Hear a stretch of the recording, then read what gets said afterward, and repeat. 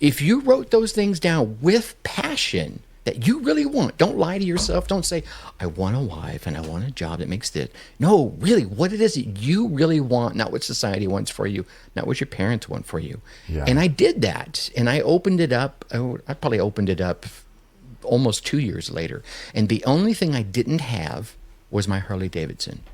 I did have another motorcycle that I enjoyed very, very much, but I didn't have my Harley Davidson. Everything else on that list had come to fruition at that point. Welcome to All Can, No Can't, the podcast where we toss out excuses, face our fears, and reclaim control. I'm Jeff Luther, your guide to mastering the chaos and turning obstacles into opportunities. Whether you're an entrepreneur navigating the ups and the downs of building a successful business, or someone ready to rewrite the rules of your life, this is your space to grow, to push boundaries, and to embrace doing the hard shit that leads to greatness. Together, we'll explore stories of resilience, strategies for overcoming, and the mindset shifts that let you build a life on your terms. I use my experience with a life-altering diagnosis to help you find the can in every can't. So buckle up, because it's time to stop living in can't and start thriving in all can. You choose. Welcome back to All Can, No Can't, the show where we dig into real stories of resilience and rebuilding. And this is really about finding the opportunity and the obstacle. Today's guest is the definition of underdog, obstacles, all of it. He refused to stay down, though. Tracy Brinkmann, he's walked through fire. He's dealt with addiction, bankruptcy, divorce, and the devastating loss of an 18-month-old daughter. But these moments didn't break him. That's what this is about. They rewired his definition of success. He's a military veteran turned corporate marketing leader. Tracy left the boardroom to help other, what he calls dark horses, and we'll talk more about that, run their own race. Through his podcast, The Dark Horse Entrepreneur, it's the AI Escape Plan and Your Success DNA. He reaches hundreds of thousands every month, teaching how to turn pain into power and chaos into clarity. So Tracy, thank you so much for carving out some time to chat with us. You have a big following and a great audience. So thanks for giving us some of your expertise. I do okay. I started podcasting before podcasting was cool. Much like any of the other things I started in my life, I started playing Dungeons and Dragons way back when that wasn't cool either. And now everyone's mainstreaming it. But I started podcasting in 2007. So 2007. It was only a couple of years old at that point. And it was a completely different game back then. And I did okay. And then I hung up my headphones, and as a part of this conversation, we may go there. And then right before everything kind of blew up in 2020, I started another podcast, which is the one you just mentioned, The Dark Horse Entrepreneur, and been grinding away at that one for 5 years now, and it's doing pretty good. Can't complain. Yeah, I mean you've got a lot of folks that listen to your podcast. Can't complain. You can always complain. Oh, I could, but it's not what we're here for. Yeah. So let's kind of, I'm gonna get sidetracked here. Dungeons and Dragons. Do you game now? I don't. Okay. I mean, I'll jump on. I do the D&D online every once in a while. Okay. It hasn't been as big a part of my life as it once was. Yeah. But I'm too busy I'm running a farm and got an amazing wife and daughter, so I'm too busy keeping up with other things. Running a farm. Yeah, we decided with all the craziness that was going on that we were going to move even further out. We already lived previously about a year ago, about 45 minutes northeast of Milwaukee, so we weren't way out in the boonies. But we were far enough away where it was pretty comfortable. And we saw the area starting to blossom a little more than we liked. And we thought, you know what? Here's what we're going to do. We're going to move out. Just out. And we decided we wanted to find a place that would serve our family long term. And we wanted to do a little home farming. Not the original goal was not to sell to anyone else. It was just to service ourselves, grow enough food that if the world came to an end, we could go out into our backyard and pick something and keep going. And we've been here a little over a year now, and we just closed up the market garden here today. My daughter and my wife planted 400 garlic seeds that sit over the winter, and then they'll bloom in the spring. And we just shut down the little orchard we planted late last year. We got about, 30, 40 trees out there that gave us their first year of apples this year. So it's been a lot of fun. It's a lot of work. Don't get me wrong. It's a lot of work, but man, I love being out there just slaving away. I could do without the deer flies. I can tolerate the mosquitoes, but those deer flies, they're just as annoying as hell. Yeah, that shit But hurts. beyond that, I don't mind doing the weeding and the planting and the mowing and mulching and all that noise. And, I'm 60 plus years old. It's easy to say that. I have a long beard here for those that can see. I don't know if you do video as well. Yeah, we do video. Yep. I'm still out there holding my own against folks probably a bit younger than me. And we moved out here right next to Amish country. Got lots of Amish neighbors. So there's lots of folks that will teach me the things that I don't even know that I need to know. Right. Yeah.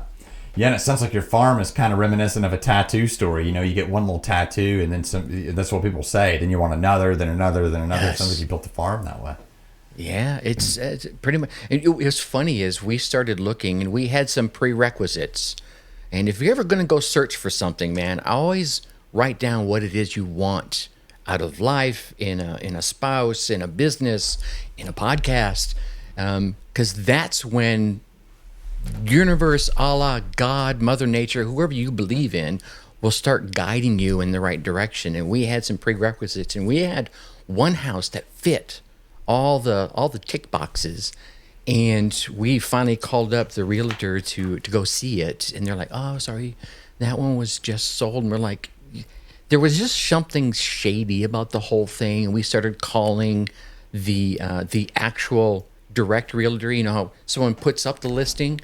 Oh, well, right, the realtor yeah. we were talking to was kind of like the local representative that we were in contact with. Okay. And so we reached out to the actual realtor themselves, and there was something shady going on under the covers of things, and we were really sad about it when it kind of all fell through because, man, this was like the perfect thing. And what we ended up finding out, it was like there's this whole backstory behind this place where the builder put it up, and it was a beautiful home, and he lost his shirt in it and taxes and all this noise. So he went back and tore out the cabinets and burned them in the front yard. And there was this whole thing that was all kinds of shady. So we're like, oh, maybe we like dodged a bullet. And while we were a little disappointed, a lot disappointed if I'm really honest, this place here that we're in now popped up, and we thought, well, let's go look at it. If nothing else, the drive will do us good. It'll put a smile on our faces because it was 4 hours away from where we lived. So It was a commitment to come up here and look at this. And we drove up here. And if you've ever been on the home market and you've walked in the front door of the home you've been looking for, but you didn't know you've been looking for, there's something that tells you this is it. And three of us, we all three got that feeling. Anyway, I'm off on a tangent. Sorry, I don't want to burn your precious time here. Well, one of the things you mentioned, and you just said it, you kind of glossed over it, is whenever you start seeking something, write down what it is that you want out of it. Yes. It sounds like that might be like normal behavior for you, but for some people it's not, and myself included. I'll tell you, that really resonates with me because I've been wanting to write a book. And I've been putting it off and putting it off and putting it off. And finally, like 3 weeks ago or 4 weeks ago, I've figured out why I want to write a book. And I've been wanting to write a book for over 2 years. Like I had the outline and all this stuff. So can you talk more about that? Because you said it from a place of like normalcy, like it's normal behavior for you. Yeah. You probably can't see it on the camera. My book, I just finally finished it up a few months ago. I wanted to write it for a decade. Oh, and did you I hold it started up? I didn't see it. I have another. This one. There you go. Okay. It's called the Dark Horse Success Atlas. All right. But I started this one 3 times. And finally finished it. But here, let me come back and answer your question. And it does come from a place of learning, because in my life, and we can go anywhere we want to with this, my life's been a roller coaster. And I say that with pride because I love riding roller coasters. Those moments when you go climb to the top and you go screaming down, those amazing dips on a roller coaster are super fun. In life, not so much. And I've had 3 of those big dips. And the last of those 3 was the divorce and bankruptcy that you mentioned earlier. Mm-hmm. And coming out of that, and it was ugly. Divorce is never fun for anybody, right? But sometimes they just get particularly ugly, and you step away from a relationship that you realize, wow, I was actually being abused. And yes, gentlemen, you can be abused too, in various forms. And so when I finally kind of picked myself up and said, you know what, I do want a relationship. I don't know if I'll ever get married again, but I do want a relationship. The question then popped in my head, well, what do you want? Who? What? And I sat down with my journal and I started writing down all the things I would want in a partner that would be with me for the rest of my years. Right? Let's go ahead and dream big. And if you're not dreaming big, then you're not dreaming, really, if you think about it. And being a guy, let's be honest, right? I started writing down all the obvious things. Well, I'd like her to be skinny and have long hair and this kind of shape and that kind of thing. But once I got past that, you start writing down the really important stuff. Well, she's got to have a heart of gold, right? She needs to be compassionate and empathetic. And we need to align at least 95% from ideological or biblical standpoint, all these things, and I wrote them down. And about, I don't want to exaggerate, it was probably about 3 months later, I met this woman online of all places, and she lived in the San Francisco Bay Area. I was in Ohio at the time, and we started dating. At first, it was just, conversations, back and forth. And then we met each other for the first time. We both flew out to Vegas, and it just escalated. It was just one of those magic things. And then it was funny is a couple of months into the dating relationship, I remembered what I had wrote in that journal 3, 4, 5, probably about 6 months before at that point in time. And I went back and reread it, and I was like, holy shit. This is Diane. She's now my wife. It's been my wife for almost 8 years now. And it's one of those things that if I go back through my journal on any number of areas where I was setting out on a path, the ones I was most successful on were the ones where I sat down and literally wrote out, this is what I want, to the nth detail. Now, did I get every single detail every single time? Well, no. But if I look at it and say, wow, I'm 90% there. How many of us would always like to be 90% achieving our dream person, dream house, dream car, dream job, whatever it is your dream is? Yes, like with employees, right? If they do 80%, if it's 80%, then that's great. Yes, yes, yeah. But if you don't know what it is you want, shiny object syndrome will yank you to the left and yank you to the right. Just life in general will pull you. Like the oars of wind, just kind of setting you adrift on the tides of time. And the next thing you know, you're pulling up to a harbor. You're like, well, where the hell am I? And I see so many people coming out of one school or the other, be it college or high school, where I don't know what I want to do. I'll go try this. And, they take the first thing that comes along their way and they stay there. They don't set their sails to where they really want to go, where they would really be living a life of passion and fulfillment, and they end up stuck someplace and they started to hate it, which means they start hating the person they're with, even if there has nothing to do with that. It just starts to seep out into the rest of their life. So I'm a big proponent of, writing things down. I see you have like atomic habits behind you. So make that one of your habits of just writing down what it is you want out of life and focusing on it. And it doesn't mean you have to, relook at it every day. But if you wrote it down and you wrote it down with passion, it's going to start happening. I was introduced to this back in the 90s when I went to see Brian Tracy on stage. Brian Tracy was one of those guys, he was like Anthony Robbins and Zig Ziglar and Jim Rohn, right? One of those big stage positive, but he had this more business focus in his presentations. And he said, and he had a little thing in the little book that you would get, write down your top 10 goals, fold those up, put them in an envelope, right? And then open that envelope in about a year and a half, 2 years. Oh, wow. And then if you wrote those things down with passion that you really want, don't lie to yourself. Don't say, I want a wife and I want a job that makes this. No, really, what it is that you really want, not what society wants for you, not what your parents want for you. Yeah. And I did that. And I opened it up. I probably opened it up almost 2 years later. And the only thing I didn't have was my Harley Davidson. I did have another motorcycle that I enjoyed very, very much, but I didn't have my Harley Davidson. Everything else on that list had come to fruition at that point.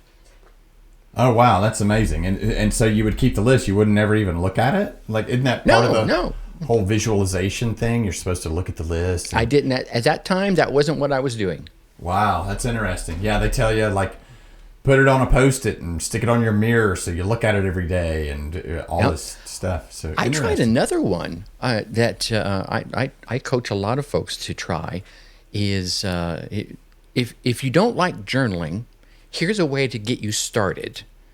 And what you'll do is every morning when you get up, one of the first things is maybe you're waiting for your coffee to brew. Crack open your book, and I prefer writing things down tangible. There's something about taking it out of the intangible of your head and putting it on a piece of paper and make it tangible. The top 5 goals that you have. And if you do that every day, even if you only did it for 90 days, you would start seeing a trend. 1 or 2 of those goals are going to drop off, right? Because life just happens. You're thinking of something today and you'll start writing it down and maybe it stays there for a couple of weeks. And then it just kind of fades off into the distance. It was something you were thinking about at the time, but it really wasn't your passion. 1 or 2 of those goals will stay on your list. It may move from 1 to 5 to back to 1 to 2 or 3, and then something new will pop up. What you'll find as you go back and rescan those is those 1 or 2 that stayed on your list the whole time. Those are the ones that probably are just sitting in the back of your head saying, Jeff, this is what you need to be doing with your life. Are you feeling stuck? Overwhelmed? It's like you're fighting against something that you can't even see or name. I've been there, literally. I survived sudden cardiac death and I rebuilt everything. I've mastered the art of controlling the chaos. Now I coach a small group of high performers that are willing to do the work to do the same thing. No fluff, no excuses, we just get results. If you're ready to take back control, apply now at jeffluther.com. This is all can, no can't. Or they certainly allude to that over the long term. Yeah. Yeah, very interesting for sure. You mentioned in something I read, you went from rock bottom to 300,000 downloads. Was that all about your very first podcast? It's a mix. I started my podcast back when I was still married to that ugly divorce I went through, and I started it because I was coming off of the loss of that 18-month-old daughter that you mentioned in the introduction. And if I go all the way, divorce? No, Sorry, actually, I mean, because that's hard. I mean, that's hard. That's if we want to. I tell you what, let's do this. I'm going to give you the Reader's Digest version, Yeah. And that will help answer the question at the same time. But I don't want the Reader's Digest version. I want the messy. I want the ugly. Sure. I want the things that you don't want people to know. We'll start at the beginning. You ask your questions where you want them, because they all feather together. Each subsequent dip in my roller coaster of life was impacted by the previous. So if we start all the way back to the addiction, which I had just gotten out of the military. I mean, I went in the military right out of high school. I'm a third generation military man. It just seemed like the thing to do. I mean, and I loved it. I don't regret a minute of my service. But when I got out, I started a little programming business in Southern California right about the same time of the cocaine and methamphetamine boom that happened. So if you've seen the movie Blow with Johnny Depp, you know the time frame that I'm talking about. Okay. Yeah. It was everywhere. And I had just landed this big client. It was a preferred provider organization. I was going to set them up with this database and program it all up for them. And so I was out with my buddies, and we were celebrating. And I was commiserating with the owner of the bar that we were at. And I was commiserating because I was like, man, God, I just landed this amazing contract, and I got all this to do, but I made some really tight commitments. I hope I can do this, and it's going to take a lot of hours. He goes, I got something that might help you. And that was my introduction to speed. So we're talking, late 80s, early 90s about this time. And let's be honest, don't do speed, ladies and gentlemen. I'm just saying. The first couple of instances, it was fun. Oh, wow, this is amazing. Your brain's just on fire, and you're invincible. And I got so much programming done that first week or so. It was wow. New ideas were popping out of my head and writing things down. But, then it's this slow, downhill ride into the abyss of an addiction. And unfortunately, I tapped into my entrepreneurial skills as I was sliding down this hill of addiction. And I got to the point where I was supporting my habit by selling. And then I started making money the same way. But I stopped selling it myself, and I had other people doing it for me. So I turned it into my little entrepreneurial adventure. That lasted about 2 years until 5-0, literally, no joke, this is not figuratively speaking, kicked open the front door of my condominium. Oh, wow. So I got on their radar through, a tattletale, snitches get stitches. But luckily, I was not there the day that they raided my home. I had went off on a 4-day just party binge. And I came back on Sunday morning, and they raided it like dark 30 Sunday morning. And I came back, it was probably about 9 a.m. and there was the police tape on the door, and I opened it up. And it's just like you see in the TVs, right? The furniture's tossed around, your clothes are everywhere, the TV's laying on its face. In my case, Fruity Pebbles and instant potatoes were poured out on the kitchen counters. They were looking for product. And I just never did it there. I was smart, just not smart enough, obviously. And so while I was starting to straighten things up, there's like this knock on the door, a couple of detectives say, are you Tracy Brinkmann? Yes. Do you have any ID? Let me pause for a quick second here. The start of this 4-day party binge, I went to the range with a friend of mine to shoot his guns. And as we were leaving the range, I said, I'm probably going to come back here tomorrow or Saturday. Could I borrow your weapons, the 2 handguns? And he said, yeah, sure. So I put them in my briefcase, and I put them in the trunk of my car and went about the rest of my weekend, and I forgot they were there.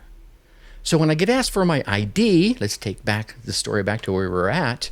Oh, yes, my wallet's right over here in my briefcase. Let me get it for you. Right? I'm not thinking. So I go over and open up my open up the briefcase. There's a policeman, a detective in front of me, and one, kind of off to my right, looks down and sees the weapons instantly, hollers gun, just like in the movies, tackles me down, handcuffs me, and I don't blame him. If the roles were reversed, I'd have done the same thing. And they take me downtown, and they asked all the right questions. Who is this? Who is that? Have you ever met this person? Ever done that? And I'm like, no, I may have seen them when I was out shooting pool at this bar or that bar, but I don't know them. So they questioned me, I don't know, it was about 4 hours or so, and they finally let me go. Have we ever noticed that they're nice enough to give you a ride to the station, but not a ride back? What's up with that? Anyway, sidebar. So I'm walking back to my home, and I've got my dad's voice in my head going, family first, which was kind of his mantra. And so I get back to my condo. I called up my mom and dad and said, Mom, Dad, I need some help. Sure. What do you need, Tracy? What do you... can't talk about this over the phone. And so I went to my folks. I forgot to mention, I have a 3-month-old baby at this point in time. So that's where Family First really came into play. So I go to my mom's house. Are you married at this point in time? No. This is from or just a relationship. Got it. And so Mom and Dad let me come live with them. I moved into the garage. My 3-month-old baby moves into what used to be my teenage bedroom. And I started my rehabilitation. I didn't go to a facility. I sweated it out cold turkey in the garage, and Mom would, poke her head in every once in a while, make sure I was still breathing, and give me a sandwich. And in about 2 weeks, I was feeling up to moving around again. And I could have, this is one of those things about life, or something has hit you and kicked you in the head, figuratively, right? I could have went back out there and started programming and making money all over again, but psychologically, I was wounded and I didn't feel worthy of that. So I literally wanted to rebuild myself, and I started taking day jobs with Kelly Services, doing accounting things, doing the odd programming job. I even worked at a warehouse for Montgomery Wards for a little while, all with the goal of just kind of being able to hold my head back up high again. And after a bit of that, I put myself back out in the workforce rather than chancing the entrepreneurial dream, because I was a little scared, let's be honest. I ended up working for Coca-Cola, and that started a 14-year career in corporate America that moved me out to Atlanta. In that interim, I did get married, and when we get out to Atlanta, or just getting ready to move out to Atlanta, that's when the daughter number 2 comes around, and she's born, it's about 45 days early. And when they had to go in and do a cesarean, an emergency cesarean. So Mom is under duress. She was still in California. I was going to be coming to pick her up and bring her out like in a week. But so you were in Atlanta. The mom was in California. I was in Atlanta, yes. Mom and my oldest daughter were in California, and I was setting up household in Atlanta to move them out. And I was literally scheduled California to Atlanta? To move from California to Atlanta. Okay. So I was setting up household out there, and I was literally had a ticket to come out the following week to scoop them up and then take them out there. Got it. But Mom gets under duress. She's doing way more than she should, moving things around the house and packing and all that noise. And so she calls 911, and when they're in the hospital checking her out, they lose the baby's heartbeat. Oh, no. And they do an emergency cesarean to take her out. And she's born with a distended abdomen, which basically she looked like she had a beer belly when she was a newborn. Over the course of the gestation period, one of her blood vessels feeding her intestinal tract did not fully develop. And so I'm going to probably get the numbers wrong, but she was born with about 1/10 of the intestine that she needed to sustain life. So she had 30, she had like 30 centimeters, and you're born with 300, right? Okay. So over the course of the next 3 months, the first 3 months of her life, she went through 6 major operations just to stabilize her. They got a TPN line. They even tried taking her small bowel and cutting it in a very special way, because the way the blood vessels are in there, and doing this, closing it together and trying to double the length, and that still wasn't enough. So finally, after all that, she gets on the organ donor list. She needed a liver and small bowel. Because she was on the TPN line, the TPN line just literally feeds nutrition straight into your intravenously, okay? And so because of that, she wasn't filtering anything through her liver. So the body, being the amazing tool it is, says, you don't need a liver, I'm going to start deteriorating it. So now she needs the liver and the small bowel. So we're waiting on that list. The best place for the operation is in Pittsburgh. So mom and baby goes up to Pittsburgh. I've got the oldest daughter down in Atlanta. And, flying up there every weekend or so to visit.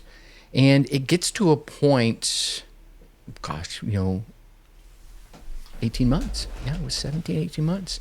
Where, and any parent will understand this, you could look at your child and know something's wrong. You might not know what it is, but you know something's off. Something's just not quite right.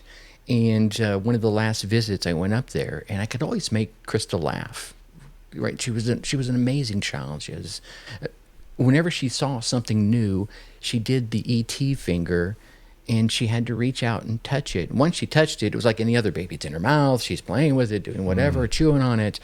So I couldn't make her laugh. So I tracked down the doctor and had him come to the room, and I asked him, if you had the organs right now, would she survive the operation? Fair question. I got a lot of him and hawing, doctor speak. And I was really frustrated at this point.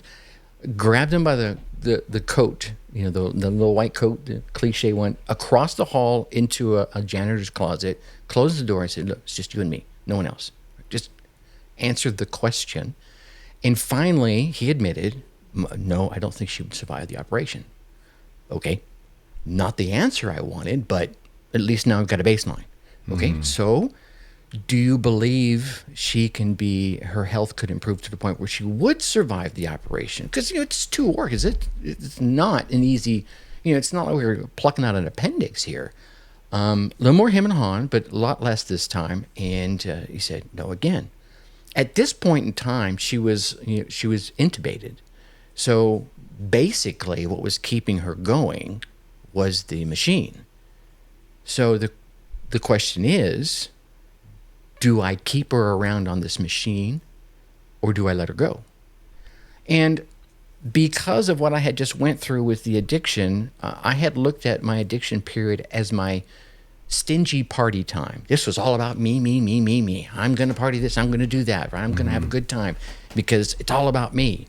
And if it hadn't been for my first daughter, I probably would have ended up in prison because it was her that made me think about, oh shit, I'm not just impacting my life anymore, I'm impacting someone else's.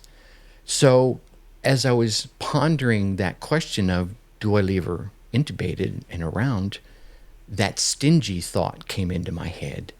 And we made the decision that we were going to disconnect her. We wrapped her up in the blanket that Grandma had stitched up for her and sat her down. I sat down in the rocking chair in her room, and I literally, no joke, rocked her to sleep one last time. And it's a blessing and a curse. It's a curse because I would not wish this on my worst enemy, to lose a child in any circumstances. But it was a blessing at the same time because I got to thank her for all the things that she taught me in her short life here, to look at things through different eyes with her little, ET finger and smile through everything, all the things that she went through in those hospitals and with all those doctors poking and prodding and doing all those. She always seemed to have a smile on her face through it all. Yeah. I know she didn't know any other life, but that wasn't the point. It still had to be uncomfortable and hurt, and yet she still found space to smile. So I promised to be the dad that would make her proud while I was rocking her to sleep. So that was the blessing part of it. That, coming out of that, I could have easily dove back into addiction to hide the pain. But I decided I'm not going to do that because I've already experienced that, and I still got my older daughter. So I threw myself into the personal development world. That's when I started to listen to the folks that were doing all those big stadium tours back in that time frame. The Anthony Robbins, the Jim Rohns, the Brian Tracy's that we mentioned earlier, and that set me on the positive path. And because it's not just listening to it, and it's not just going to the stadiums and getting all jacked up and all the dopamine hits and everything. It's about taking action off what you hear or what you learn. And that's what I was doing. I was taking that action. I was trying to honor the promise that I had made to Krista. And in 3 years, I got promoted 5 times in my Coca-Cola career, which was unheard of. That prompted fellow peers and just folks that knew me, like, through Toastmasters or whatever, to come up to me and say, well, how are you doing this? What's going on? And so I started teaching them what I was learning, and then I started teaching them my version of it. And so that started the coaching career, and right behind that started the first podcast. That's 2007. Oh, wow. So I started getting on the microphone. It was almost cathartic for me to share the lessons that had kept me from falling backwards and allowed me to move forwards coming out of that devastating loss. So that's a really long-winded answer to your question, but that helps lay, kind of the foundation of what brought me to that point. Okay. Do you still do coaching? I do. Okay. I do. How do people find you? Usually they'll find me through one of the 2 podcasts, or they'll stumble across something I'm doing in one of the social platforms. Unfortunately, I'm on all of them. It's way too much. Yeah. But something will resonate with them, and they're like, wow. And they'll either start following or just reach out and say, can you help? Yeah, of course. Yeah. Right? I got a few clients when I was actively involved in the political arena out here in Wisconsin. And I made friends with the gentleman that was lieutenant governor candidate, and started speaking in a couple of his events, and people would come up and, talk to me afterwards about the message I was sharing, and, they would find me online. And so it all kind of like comes together. It's usually not one thing, but I try to put out content that's helpful. Like you're putting out this content, I believe, in the hopes that someone hears it and goes, phew, I'm not alone in this, right? And they learn the little lessons from the people that overcame, that allows them to overcome. Whether you ever meet them or not, it doesn't matter. You put it out there to help. And that's what I was trying to do with the podcast. Unfortunately, with my first podcast, when I started going through that divorce, I hung up my microphone for a while because I felt like a fake. Right? That the imposter syndrome, it finally got me, because here I was getting on the microphone. I was saying, here's all the amazing things that you can have from life if you just do these, follow my instructions, and you will succeed. Meanwhile, I'm filing bankruptcy. I'm going through this nasty divorce. One of my daughters is so mad at me, I can barely get her to talk. The other one is like kind of quietly off on the side, living her own life. And I felt like this total fraud. So I hung up my microphone, and it took me about 2 or 3 years of reorganizing my life, going through that period of time where I was writing down all the things I want, including the woman I ultimately met. And then I did pick the microphone back up and reintroduce myself to the audience. Some of them were still re-listening to it because there was, hundreds of episodes out there. And then I told them, I said, you know what? This is what happened. And if the current me would have been the previous me would have had the wisdom of the current me, I wouldn't have stopped. I would have stayed on the microphone and just told you everything that was going on. And so when I started this latest podcast, that's what I committed to do. I don't care what was going to be happening. I was going to get on the microphone, I was going to share, and I was going to get other folks to come on and share. And even across that journey, that one has changed 3 times. I mean, I started off talking to entrepreneurs, and I'm like, that's really a big audience. And I but on that first podcast, that's what people want, and it's our experience, I think, that makes us helpful to other folks and sharing that experience. Agreed. And where I was going, like, if someone wanted to find you now, for coaching, where would we send them? You would send them to darkhorseschooling.com. There's a contact form right up there. Fill it right on out. Or just find me on Facebook. I'm on Facebook a lot. Okay. And DM me. Happy to talk to you. On Facebook, just Tracy Brinkmann? Mm-hmm. Okay. Yes, sir. Just look Perfect. for the beard. Yeah. All right. Tracy, this has been informative. Thank you. I appreciate it. It's my pleasure, sir. And to all the listeners, thank you. I can't wait to see you can't wait to see you next time. And this has been All Can, No Can't, where we find those obstacles and turn them into opportunities. And this has been Tracy Brinkmann. And just like you said, you can find him on Facebook. And what was the website? darkhorseschooling.com. Awesome. All right. Thank you, Tracy. Thank you. Thanks for listening to All Can, No Can't. If today's episode resonated with you, remember, it's not about the chaos you face. It's about how you choose to take back control. It's about finding that one small can in the can't you're given and grinding it down. Find your angle, carve your place out in the world, and get the fucking win. Do that by finding what you can do and not listening to what you can't. You choose. Be sure to subscribe, share, and leave a review. Your support helps me reach more people that are ready to embrace the all-can mindset. And it lets them know there's someone that's willing to walk with them no matter how dark the path gets. You can find me on Insta at JDLuther 2.0 and allcan_no-can't. This is where I share more tips, stories, inspiration to help fuel your journey. And until next time, keep pushing boundaries, breaking limits, proving to yourself that anything is possible, even when you're told it isn't. Remember, life's not about can't. It's all can. Go prove them wrong.